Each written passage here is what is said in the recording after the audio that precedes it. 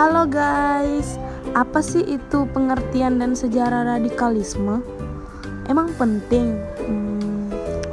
Sebelum aku menjelaskan apa sih itu radikalisme, aku ingin memperkenalkan diri. Namaku Hamriani, jurusan bimbingan dan konseling. Jadi, pengertian radikalisme terbagi atas dua, yaitu menurut Kamus Besar Indonesia dan menurut Wikipedia. Yang pertama, paham radikal menurut Kamus Besar, yaitu paham atau aliran yang menginginkan perubahan atau pembaharuan sosial dan politik dengan cara kekerasan atau tragis, sikap ekstrim dan aliran politik. Selanjutnya, radikalisme menurut Wikipedia. Jadi, suatu paham yang dibuat oleh orang kafir yang benci dengan umat Islam atau para anti-Islam disebut muslimin, yang lurus dan menegakkan agama dengan benar sebagai orang yang berpaham. Selanjutnya, sejarah radikalisme.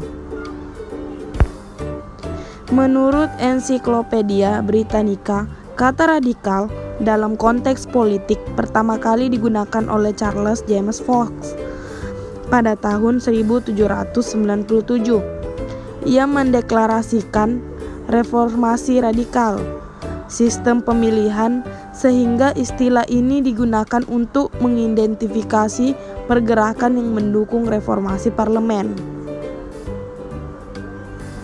Oke, tadi sudah kita bahas tentang radikalisme.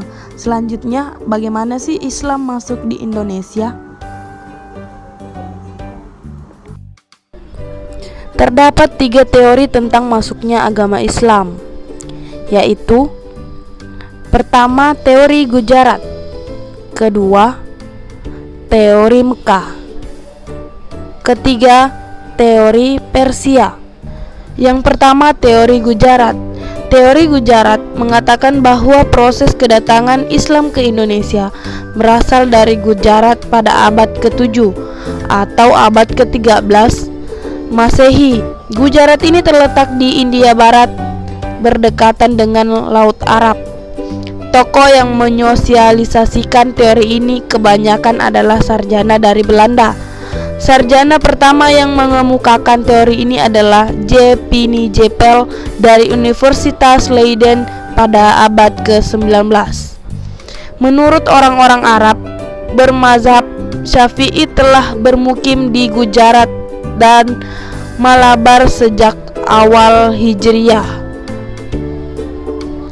atau abad ke-7 Masehi. Namun yang menyebarkan agama Islam ke Indonesia menurut Pliny Jepel bukanlah dari orang Arab langsung, melainkan pedagang Gujarat yang telah memeluk agama Islam dan berdagang ke dunia timur termasuk Indonesia. Teori kedua yaitu teori Mekah.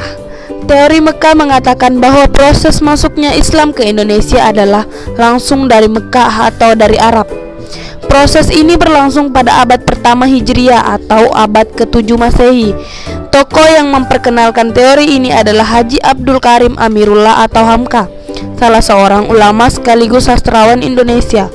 Hamka mengemukakan pendapatnya ini pada tahun 1958 saat orasi disampaikan pada Dies Natalis Pengurus Tinggi Islam Negeri atau PTIN di Yogyakarta. Ia menolak seluruh anggapan para sarjana barat yang mengemukakan bahwa Islam datang ke Indonesia tidak langsung dari Arab, bahwa argumentasi yang dijadikan bahan rujukan Hamka adalah sumber lokal Indonesia dan sumber Arab. Menurutnya, motivasi awal kedatangan orang Arab tidak dilandasi oleh nilai-nilai ekonomi, melainkan didorong oleh motivasi spirit penyebaran agama Islam.